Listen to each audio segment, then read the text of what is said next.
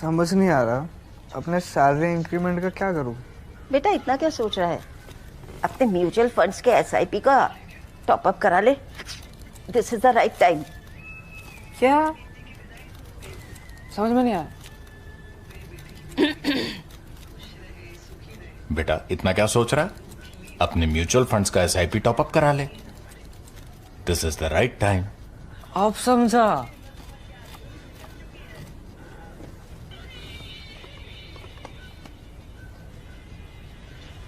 Mutual fund investments are subject to market risks.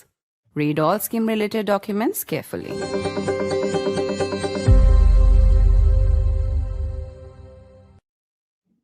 Somebody needs to tell American President Donald Trump that it's simply not funny anymore.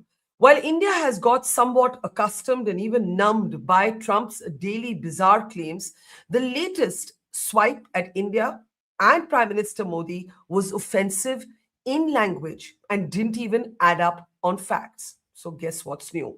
When it comes to Donald Trump, it is really a post-truth world.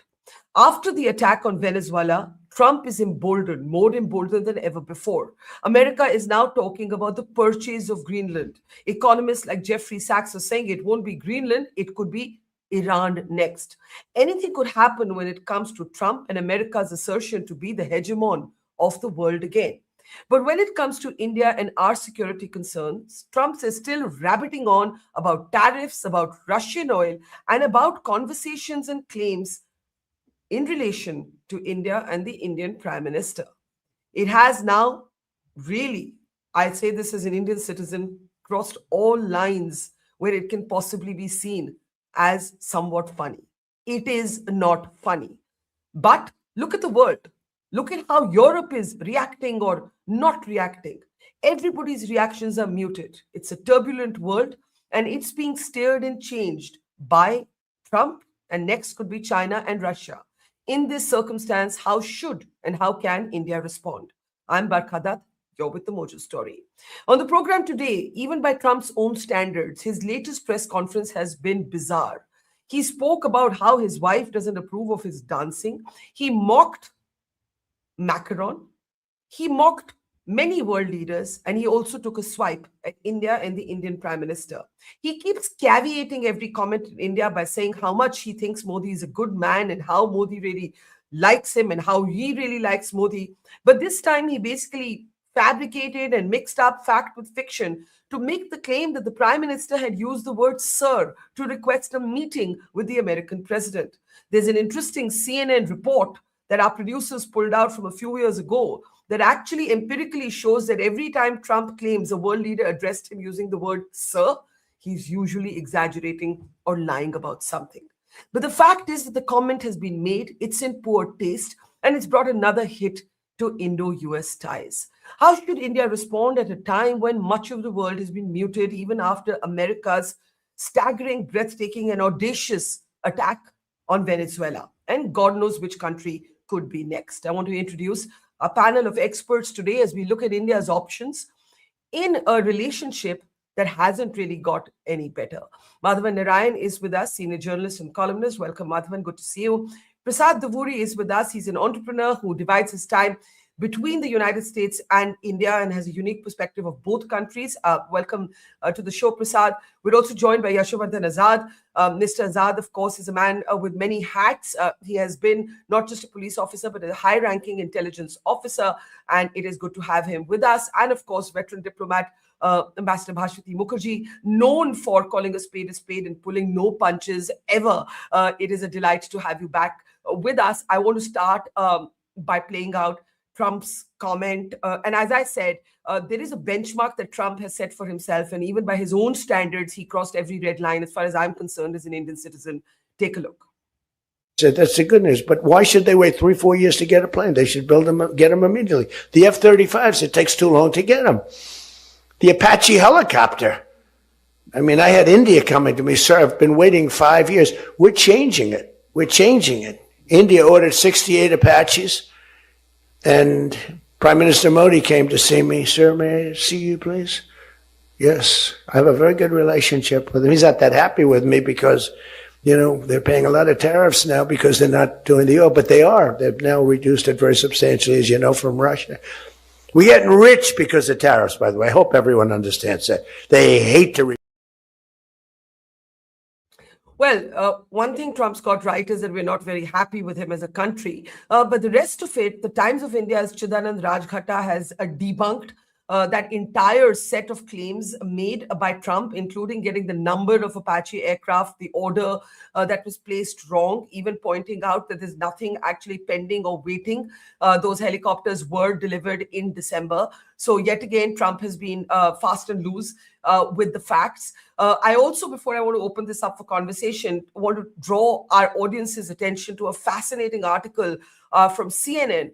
This was published a few years ago, and somebody actually did research to show that every time Trump claimed that a major world leader had addressed them as Sir, there was proof that Trump was actually getting his facts wrong, or he was lying about something.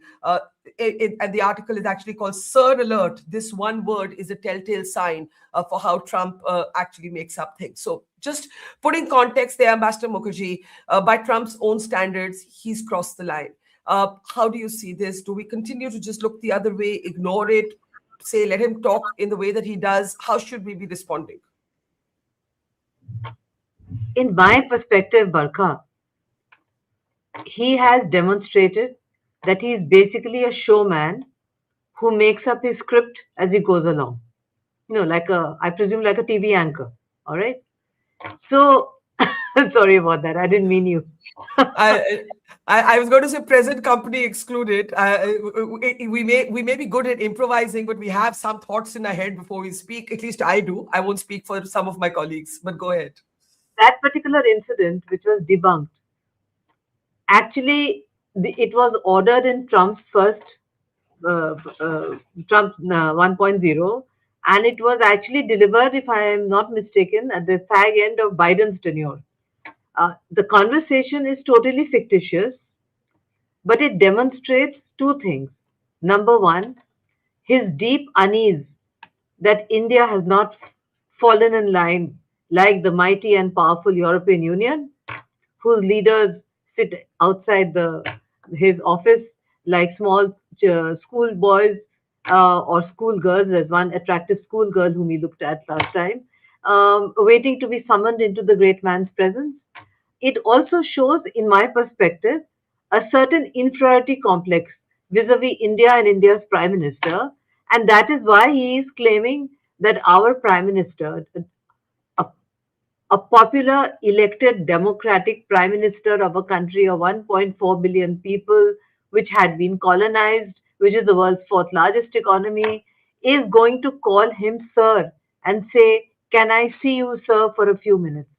How should we react? In my perspective, Barkha, we should just ignore it. Because if you react, you're giving importance to what he's saying. You should just ignore it. There's no other way of dealing with it. What should we do? Should we say, "Mr. President, the normal diplomatic protocol when prime ministers and presidents meet is, Your Excellency, how are you? Would it be possible to set up a meeting under mutually convenient circumstances given the urgency of the agenda before us too?" That's diplomatese, Barkha, right? Would he ever remember? No. He would then make a further story saying, "I got a call from the Indian Prime Minister claiming that he didn't call me sir. Actually, he's called me sir so many times that I've forgotten how many times he's called me sir. So we are giving importance and publicity to him." Just ignore him. If he thinks that India is Colombia, or India is Greenland, or India is Iran, or that India is whatever he next wants to annex, we are not. He knows that. And there's one very important factor here, Barkha. He never goes after, beyond a point, after nuclear weapon states. We are also a nuclear weapon state. It is a great mistake to pull the tail too hard of a nuclear weapon state of a country of 1.4 billion people. He knows that. He's actually, Barkha, in my perspective, a very smart guy. He does know which red line to cross and not to cross, and he knows very well we're going to ignore his comment. That's the only way to do it. because there is no comment to give on such a ridiculous comment, right? So we should just ignore it. In some ways, he reminds me of social media trolls. Their whole purpose is to get a rise out of you. And I learned this the hard way. When I first came to social media, I would argue with everybody who said something bizarre to me, thinking that they were really interested in a counter argument. And then I realized over time that all they want to do is get a rise out of you. And so sometimes contemptuous silence is the best response. Would you say that India should this is noise, this is white noise, and we carry on with the more tackling the substantive part of the relationship, which is also, by the way, not smooth right now, Ambassador? We ignore him. We do not say that it damaged the relationship. The US-India relationship is far too important and multidimensional and important to both sides for it to be affected by even 1 centimeter by a person claiming that our respected Prime Minister has called him sir, which, by the way, he doesn't know, has got a colonial history behind it. We don't call people sir in India. We got over that when we became independent of the British. This sirring is an colonial hangover of people who had, unfortunately, colonial education like I've had, post-colonial education, right? Yes. Sir and madam is a very British thing. We don't have it in our vocabulary anymore. We say Ji, Namaskar Ji. That's what we say. So the point here is our relationship is strong. Our relationship is multidimensional. We are on the verge of the FTA. He can keep on talking as bizarrely as he wants. It makes no difference at all. We are carrying on at the lower levels at full range. We are getting a lot of stuff that we wanted. We have to just develop. It is very difficult for Indians, Barkha. All countries with a colonial history have this problem of a thin skin when dealing with white people. I have it myself. That's a fact. We have to learn to develop a thick post-colonial skin, ignore his comments and his jibes, which, as you rightly pointed out, like these trolls, are just intended to provoke us. And just carry on. That's it. You've set the framework for our conversation. Let me get the others to respond. Yashovardhan, Azad, do you agree? Or do you believe that there is a time in the life of a nation where you say enough? That's the question. And I agree with Ambassador Mukherjee. I think this is peculiar to nations that have been colonized. There is a deeply felt, almost sort of instinctive, intuitive revulsion at the idea of somebody in the West telling you how you should be, or even conceiving that any Indian Prime Minister would go sirring an American president beyond the norms of protocol, where everybody says sir and ma'am or your excellency or ambassador or whatever protocol demands. That's not how Trump presented it. And it is galling. But I think what Ambassador Mukherjee is saying, chhod do. It's not worth our time. Do you agree with that? Well, Barkha, for me, really, it's not really that important. I consider, Trump refreshingly sometimes departing from the, heavy protocols and, requirements of the diplomacy. And he talks nonsense. He makes people laugh. He's a great humorist. And, nothing wrong in calling somebody sir or not calling sir. It's not a big deal for me at all. Now, the most important thing is, yes, when Trump mentions and says that, yes, India asked me to mediate in war with Pakistan, I agree that's a serious matter and India must protest. If Trump says that, well, India said, sorry, sir, we will buy less oil now, yes, I will say, no, that's not correct. But on issues like these, who calls sir and who doesn't? But he jumbles it all up, right, Yasho? The point is he jumbles it, he adds it all up in the same stream of consciousness. But that's very well aware. I mean, everyone knows about it that he talks like this. He also says that the other, French Prime Minister told me this and Canadian told me this. And I said, no, I'll do this. So, I don't take him seriously at all on these particular issues. And let me tell you one thing, no matter, we should be realists also. We need America a hell of a lot. And that's why we keep quiet to all his nonsense which he talks. All our best guys, the best bureaucrats and the best ministers, their sons and everyone, they have a stake in America. Hardly any Americans come and stay here. So, we got to take the shit what he gives us also.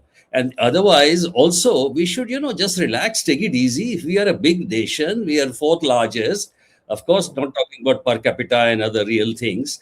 It's all right. We are a big nation. Why the hell should we care what he says and what he doesn't do? For example, we have to understand that our intake of crude was what? About 1 to 2% from Russia. And what happened during the war? 35% because we diverted, because we were saving money. And what happened when Trump said something? It's down to 25%, 20%.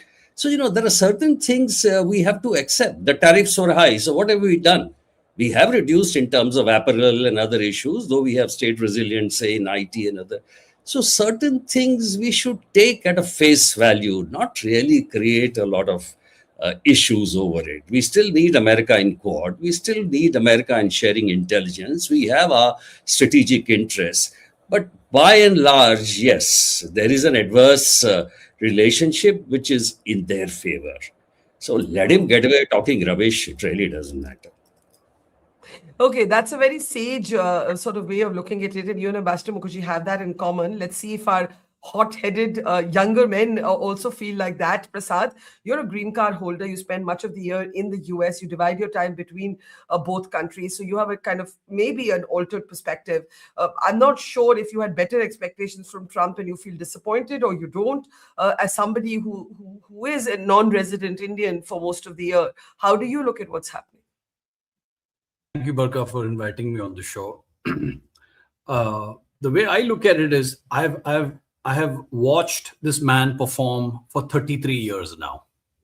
So what he did is expected. In fact, if he didn't do this, I would be surprised, saying he's not fine. Something is wrong with him. This is his usual way of functioning. And it goes back to a very important thing that we are missing here. He likes to use, go back to the word sir, for example.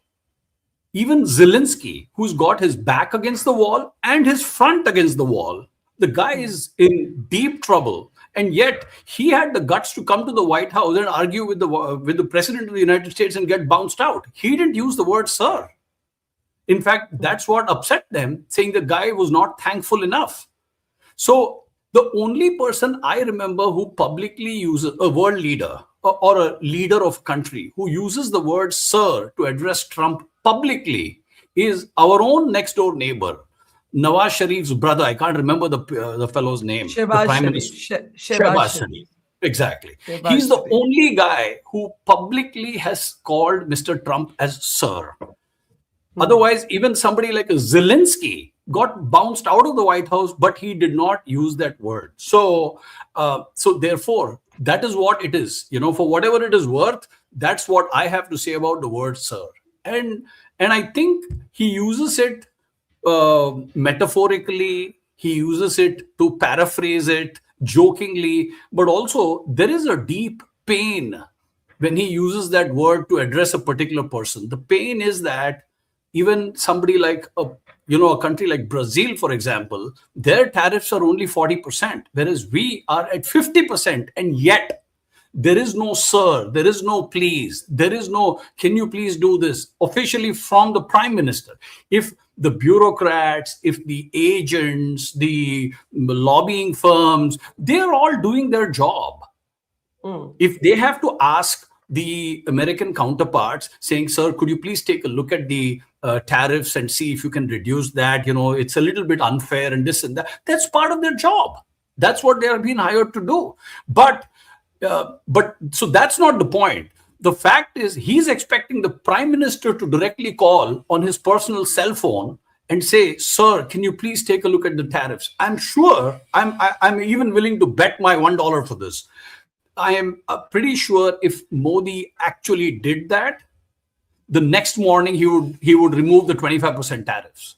That is how his ego is. And fundamentals of psychology. You have adult ego, you have child ego, and as we grow, we move from child to adult. For some people, biology is not being kind.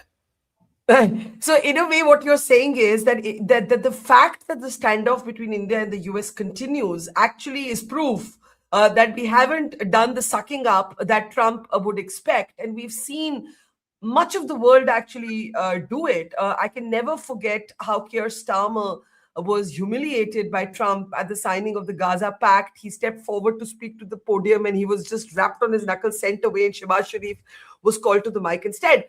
Okay, Madhavan, I know you have a slightly different take. On X, you said today that we should show a spine, we should take this on. You've heard three people, an eminent diplomat, an eminent intelligence bureau officer, and Prasad, who actually lives in America, say this is who he is.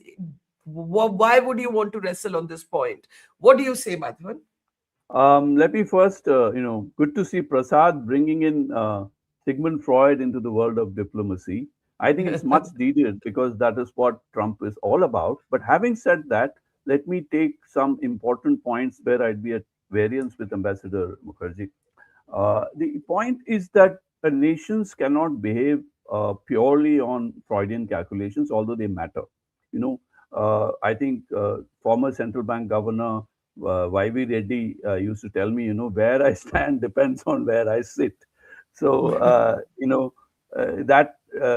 we are constrained by the fact that trade talks are in progress. So we can't be too indiscreet. Discretion is the better part of diplomacy, but discretion doesn't mean silence. That is where I disagree with those who say Trump should be completely ignored. So we have to also make sure that the trade talks do not end in a manner where India is seen as a loser, because this silence is worth the price, and the price is a good deal in the trade FTA. So I'll be constantly watching, calibrating, because if the Russian oil part of the story is any indication, that means that we are keeping quiet and we are also yielding ground. So I would rather be doing a hard diplomacy. Let's recall the fact that Foreign Minister Jaishankar actually flew down for the SCO meeting to send a signal to the US. So it's not as if we haven't shown a spine at all. Yeah. But that was a subtle signal to the State Department. But I also have in mind not just Trump's psychology or background, it's also there is something called the national security strategy they have come out with, which is not in line with the past diplomacy of the State Department. So I would say State Department is working in tandem with Trump, or doing things in such a way that Republicans are openly talking about the Monroe Doctrine, especially after the Venezuela crisis. So this is not the old US. So I would like, as an Indian, to recall Indira Gandhi saying buzz off to Richard Nixon. I would like to recall the days of Krishna Menon standing up to British imperialist hangover. So there is a lot in our history when we. So what would you want at this point? So what I would like is what I call track 2 response to a track 1 insult. So people like Shashi Tharoor, who could be brought in for things like vaccine diplomacy or outreach, should be, the parliamentary committee exists, senior media people exist. There are kinds of atmospheric pressures, diplomacy exists to tell Trump that if we are silent, then it is for a reason, and you had better yield ground and then get down to backroom, diplomacy. I know we are heading for a very interesting world where there is even speculation about G2, where China and US will get together. Yeah. So we have to keep the options open. I would expect India to engage actively with the European Union, because even NATO is under threat. Greenland is under threat. Well, I will say, sorry to interrupt there, that I think the Europeans have shown in this Darwinian world their irrelevance. NATO has been shown up to be actually an absolutely limited military alliance. That's the hard fact, Madhavan. Tomorrow, if America actually went in, they've said today they want to purchase Greenland, not invade it. But if actually Trump went ahead and did this, how could he be stopped? And who would stop him is a question for us to consider. Let me. This is where I feel that, when things change, everything changes. So let me use the example of the fact that we are a nuclear power. Ambassador Mukherjee mentioned that. So if we are a nuclear power, then we should show some spine, engage with Europe to, it's not, unity always makes for strength, and diplomatic unity, behind the scenes talks, keeping a plan B ready. These are all things we should be doing. Okay. It doesn't mean fair. that we should It's talk. a fair question. It's a fair question.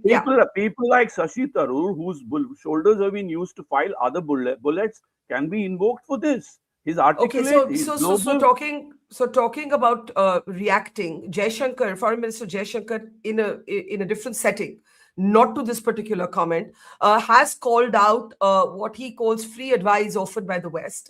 He is, of course, referencing blatant hypocrisy. Operation Sindoor happens and India is asked to restrain ourselves. And the Americans go into Venezuela and capture a president and present him in a New York court. And Trump is openly saying that there are other countries on the list where that might happen next. So Jaishankar, while expressing concern, and India's response has been very cautious on Venezuela, did make a general point about hypocrisy and free advice. Let's take a look. In this day and age, countries are more, I don't want to say they become more selfish, but they will do things only if it is of direct benefit to them. They'll offer you free advice. If something happens, they'll say, no, please don't do that. It worries us if there is tension. Sometimes you hear people saying, like it happened during Operation Sindoor. Now, if you ask them, saying, oh, really, you're worried? Why don't you look at your own region and ask yourself, what are the levels of violence there? How much risks have you taken? How much worry the rest of us have about what you are doing? But, that's the nature of the world. People, what they say is not what they do. And we have to accept it in that spirit as well. Ambassador Mukherjee, frankly, in the context of Venezuela, that's a pretty sharp statement. The written statement from the MEA was very cautious, but Jaishankar is effectively saying you were asking us to restrain ourselves in Operation Sindoor. You're giving free advice. Look at your parts of the world. Look at the risks you're taking. Look at the risk you're putting the rest of the world to. And Madhavan, I think this is the sort of standing up I think you would expect to the calling out of a hypocrisy. But I want you to respond to Madhavan saying being discreet doesn't mean being silent, and being silent should not be mistaken for being a supplicant nation. After all, we have never joined. We will never be an ally of the United States or any other country because we believe in strategic autonomy. It is embedded it is hardwired into the diplomatic core of, which you and others have so valiantly represented the country on. I want you to respond to Madhavan's criticism that after some point, silence is being looked at as weakness. Well, he is entitled to his perspective and I respect him for it. My perspective as a diplomat of 40 years experience is that there are occasions when you demean the nation by responding. And in my perspective, India will demean itself by responding to such a demeaning remark. Who says that we are not doing track 2 diplomacy? The whole part of track 2 diplomacy, as I'm sure Mr. Madhavan knows better than me, is that it's always conducted in complete privacy and away from the media, away from the public. Track 2 has been going on, it's a given. And in the track 2, we have proven pro-India people on the other side. That's what I'm trying to say, that this White House is not as united as it looks. There are several people there who strongly believe that India should be brought right back into the center and that we represent the fulcrum of US strategic interests in this part of the world. That's the way it's been ever since we decided to go nuclear and the Americans decided to come on board. That's the way it's going to remain because we are a nuclear weapon state. In this particular case, silence is not interpreted by anyone as weakness. Silence is interpreted as wisdom, the wisdom of coming from the land of Chanakya. You do not respond to something which needs no response. You ignore because when you respond, you are making a bad situation worse. There are certain imperatives for India. One is the FTA. The other is access to vital technology, which we are going to get. The third is a major defense deal that is being discussed. There is no damage to the India-US relationship except for Trump's semantics and theatrics. Nothing else. You haven't seen professional diplomats jumping up and down on Trump's side making such outlandish remarks. Not at all. So the point here is that I firmly believe that we should while maintaining our dignity. Steer, as Tagore said, ekla chalo re, steer our route. It was the correct route, Tagore said. Jodi to ডাক শুনে কেউ না আসে, তাহলে একলা চলো রে. If at the moment nobody is listening to you, it makes no difference. If you're on the right route, you continue down the lonely path of truth because ultimately you will get what you want. And that is what I would advocate. I certainly would not advocate a tutu meme at the highest level because somebody who thinks, who has an inferiority complex about our country, although he is the US president, is claiming that our prime minister, a highly respected prime minister, is calling him sir, not even understanding the whole nature of the impact of British imperialism and colonialism on India and Yeah. what the word sir means to all Indians who are patriotic and who have studied their history. So I Okay. stand by that, Barkha. Okay, Madhavan, very brief interjection. I want to bring Yasho and Prasad actually on also the whole conversation around the details we have from the lobbying firms and the filings that they have filed. But you had a brief response there. Yeah, Madhavan. two very brief points. One is that I think we just lost Madhavan. There, Madhavan, can you hear me? Okay, I'm sure Madhavan will reconnect possibly, but I want to move on, Yasho Azad, beyond this statement of Trump to what's actually happening. Now, the Americans go on saying that India has cut back on the import of Russian oil. And we had a statement from Reliance saying that they were expecting no crude oil from Russia in January, which de facto could make a big difference to the number, to the volume of Russian oil imported. We've seen that statement from Reliance in the last 48 hours. What do you make of the risks of what Trump has done in Venezuela, which many believe could be followed with China going for Taiwan, in which the America-China deal will be Trump looking the other way? You know, there are lots of balls up in the air, and how much can we afford right now to alienate Putin and Russia?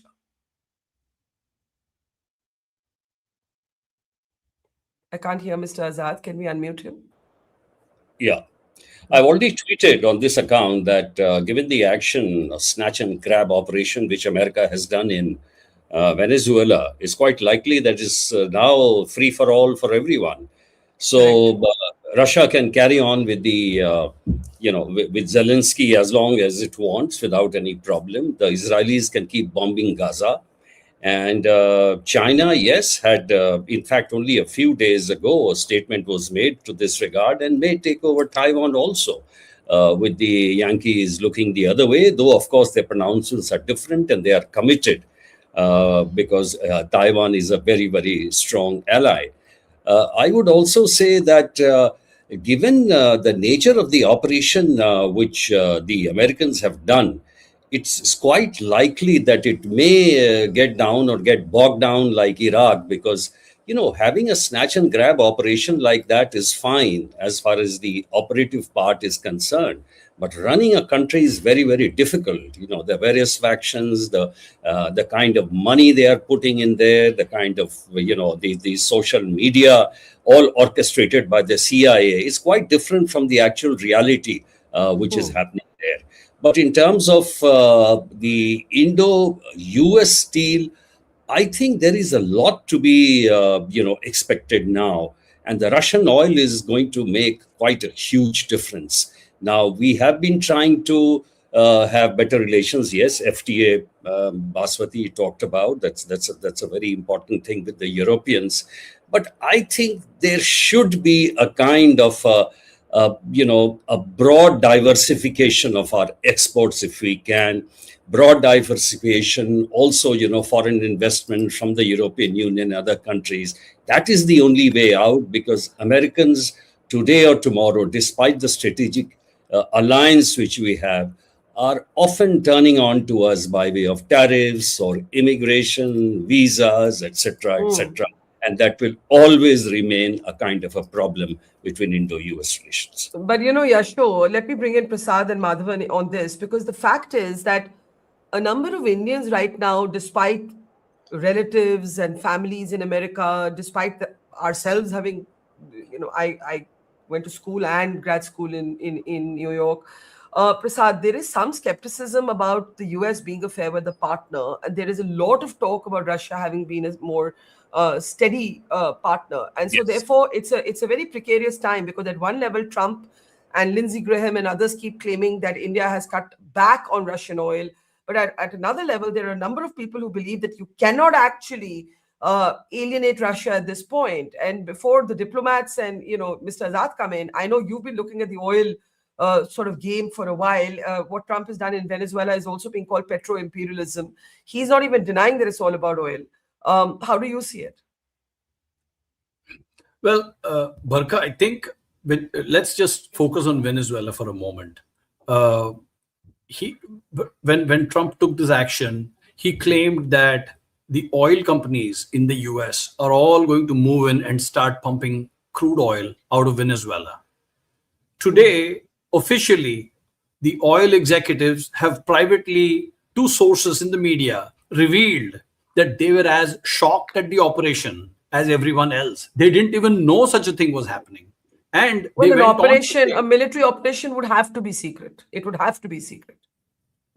Well, it has to be secret. But there was the second part of the comment was that our oil companies will now go and start pumping crude oil as a result of this operation. That is what they were surprised. They said, we were never informed that we could go to Venezuela, number one. Number two, even if we were asked to go, we are not going to go to Venezuela because we have already written off $100 billion in bad debts because they went into Venezuela 25, 30 years back. And then when Hugo Chavez came into power, he kicked everybody out, and there were huge losses. So that's why the Venezuela oil exploration is completely off for all the US oil companies. So therefore, if the administration thinks that is what the reason for Venezuelan attack was, then I think they're very wrong. I think you mentioned about petrodollar. I think a lot of it has to do with that. The relevance of the reserve currency, the dollar as a reserve currency, is slowly withering away. Even countries, traditional allies like Saudi Arabia, are beginning to do a yuan trade with China for the oil. So therefore, to bring that back, to bring the relevance of petrodollar, the foreign policy of the United States is focused on controlling oil, essential rare earths, which they need. So it's more of a China hedge that the US is doing, because China is in Venezuela, whereas and they're taking a lot of oil from Venezuela as well as from Russia. So to stop that is probably the primary reason why the US has gone in. Okay, that's an interesting counterfactual to the assumption that Trump is seeing a G2 world or a G3 world, where the three powers that are going to decide the fate of this world now are China, America, and to some lesser extent, Russia. I want Madhavan to respond. Do you have a sentence there? Yeah, with Trump, specifically with Trump, let us make sure we understand that if he argues with you and he has a fight with you, like he did in the White House with Zelensky, don't think that's the end of the relationship, because he'll turn around and next month he invited Zelensky back to the White House and they shook hands. Yeah. So that's fair. So this whole G2 thing, he could fight with China, but also be playing a G2 game with them. Absolutely. Madhavan, we lost you when you were wanting to make an interjection, but I'm sure you've added on some points you want to make. So go ahead. I think what I am concerned about, Barkha, is not Trump alone. I am concerned about whether the State Department as an institution is backing Trump, because especially after the national security strategy and the invasion of Venezuela, we need to be having a plan B to understand whether there is a new normal that we have to deal with. Otherwise, I can even simply wait till the congressional elections in later this year and see Trump's Republican cloud eroded, and there'll be a cloud. But we need to be, as a civilization, as a country, prepared for everything. The eventuality, we can't assume that the problem will go away. So I think this is where we have to be careful. We need to have a plan B while keeping reticence. And what I mentioned earlier, just to, since I went off the air, I just want a backbenchers in parliament speaking for the country. I want Shashi Tharoor speaking for the country. I know that the foreign minister and prime minister have to be discreet. We've got a system to communicate. Somebody can give an interview to Fareed Zakaria and say all the galis you want. This is the kind of stuff I am looking at. Yeah. You know, there is a way of doing things. Sending messages I across. hear you. But then I hear you. I think what you're saying is that you don't have to have government to government rebuttals. It can simply be a way to get your narrative out, and that narrative should go out through other forms. Fair enough. I've got to take a closing comment. Yasho, if you, before I give Ambassador Mukherjee the floor, if you just want to come in on something we haven't spoken about in parallel, you have Bangladesh and Pakistan. So here's how many. I was saying yesterday, these are how many balls are up in the air for India. You have a volatile Trump, and we're waiting to see what happens with the trade deal. You have Trump having been successfully flattered by Pakistan. You have Pakistan being a vassal state of China. You have Pakistan re-establishing now military-to-military contact with Bangladesh. You have the Air Force chief direct talks with the two air chiefs of the country. You have China invested in Bangladesh, in Bhutan, in Myanmar, in Nepal, in Sri Lanka, obviously patronizing Pakistan. And you have Trump both taking on China and trying to cut a deal with China.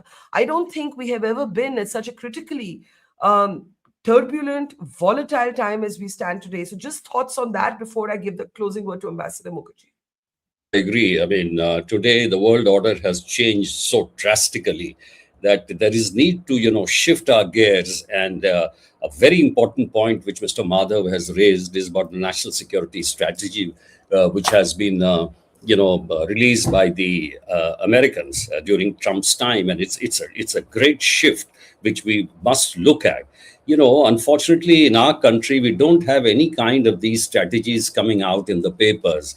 I mean, the raw chief does not come out with our, external security threat dimension. The intelligence bureau does not come, out with its internal security dimension. Today, the threat has magnified, whether now with a new quarter coming from Bangladesh. And it's very, very important that we think on these lines and we come out. Days back, Indira Gandhi, and Mr. Madhav is absolutely right. What a leader she was. She rubbed the nose of Nixon to the ground.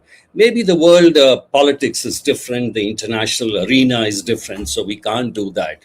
But yes, the idea of giving an interview to somebody like Fareed Zakaria would be a great idea.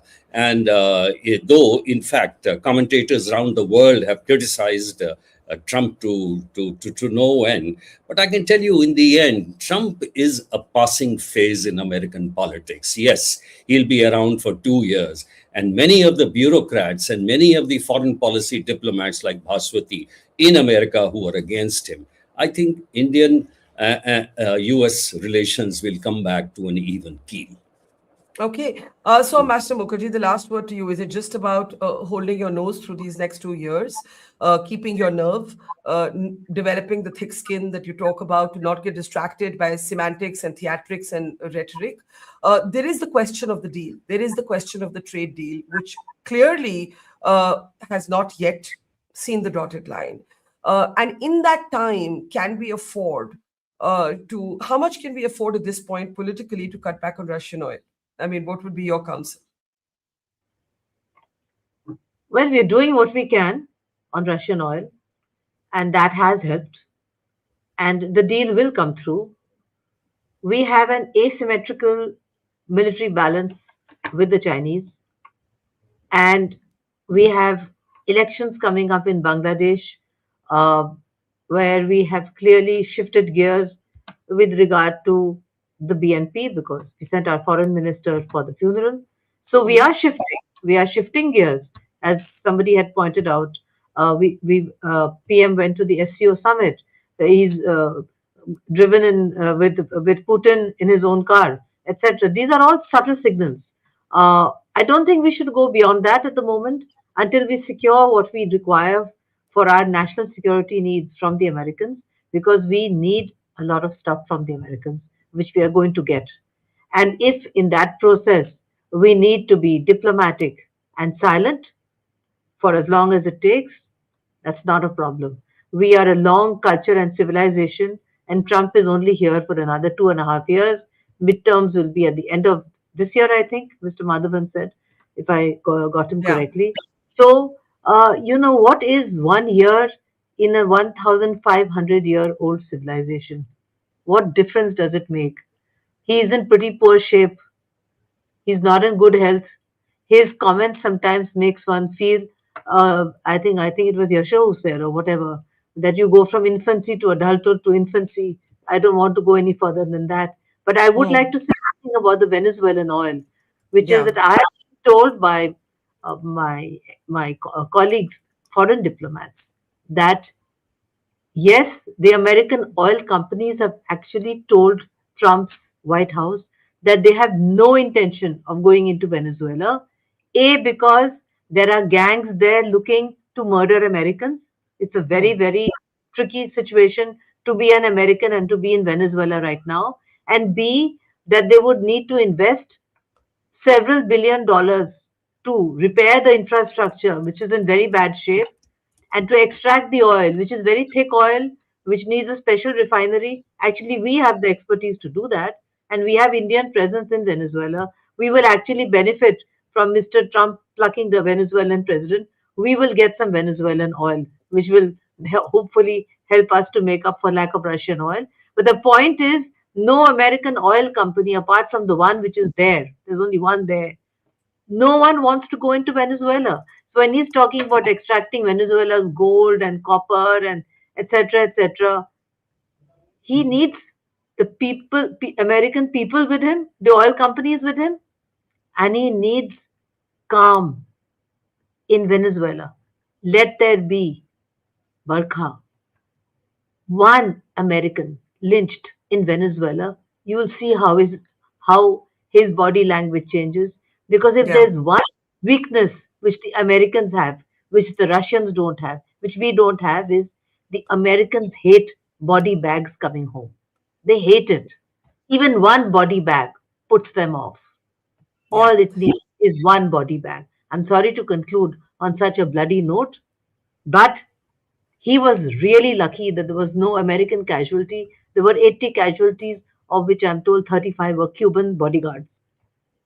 No, I think that's a really important point. Americans have never had the appetite for their coffins coming home. We've seen that in Afghanistan, we've seen that in Iraq, and I think that's the military operation, as military operations go, may have been successful for America, but what happens next is extremely dangerous, and it could end as dismally and as chaotically as Afghanistan and Iraq did. Just before we end, we polled our viewers to ask, this is public sentiment, this is just raw public sentiment among our audience.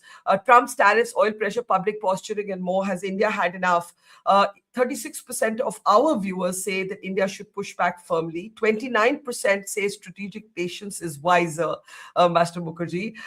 India has limited room to maneuver, Yasho, the reality check, 15%. And 21% recognize this to be Trump's political theater. So a fairly granular response there. And it also tells you that people understand this in layers. People understand it quite well. People are not having some, sort of very simplistic response to this. People are generally aware and have learned to understand Trump, and when needed, also ignore him. Thank you very much, Prasad Duguri, Madhavan, Narayanan, Yashovardhan, and Ambassador Mukherjee. Always a pleasure. And to our audience, thank you, and see you tomorrow. It's great to see you here. Thank you for watching our work. If you haven't subscribed yet, don't forget to click the bell icon and subscribe to Mojo Story and support independent, robust journalism.